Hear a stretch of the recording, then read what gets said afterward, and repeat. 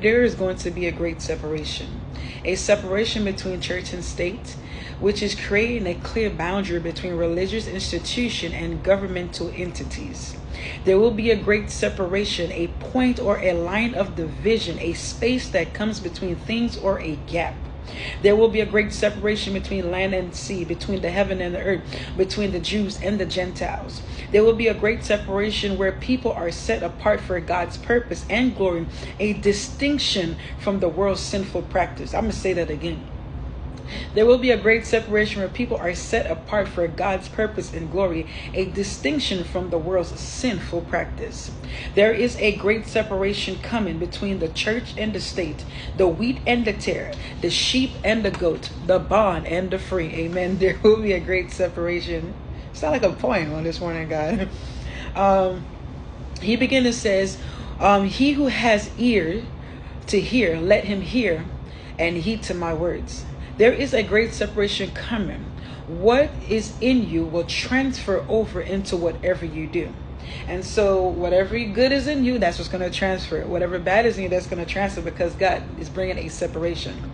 I got Joshua 24:15, and the beginning says, and if it seems evil to you to serve the Lord, choose for yourself this day whom will you serve. Whether the gods which your fathers served, that were on the other side of the river, or the gods of the Amorites in whom land you dwell. But as for me and my house, we will serve the Lord. So choose ye this day whom will you serve, because there will be a great separation. Many will see and pretend they did not see. Many will hear and turn a deaf ear. They have the power to see, but choose not to. They have the power to hear, but choose not to. There will be a great separation.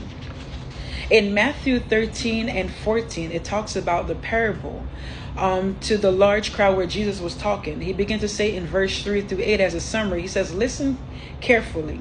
A sower went out to sow seeds in his fields.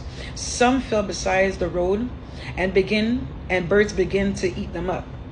Some fell on rocky grounds. They did not have much soil. They could not spring up because there was not much depth to their establishment of the soil. The sun rose and they withered away. And then I had an epiphany on this word today. I thought about when Jesus Christ had rose from the dead. Amen. We know that he rose from the dead and he conquered death, hell, and the grave. And he's coming back. And he's coming back for a church without a spot or blemish. Amen. He's coming back for his bride. And if we are not separated, he said, judgment shall start in the household of faith. And if we're not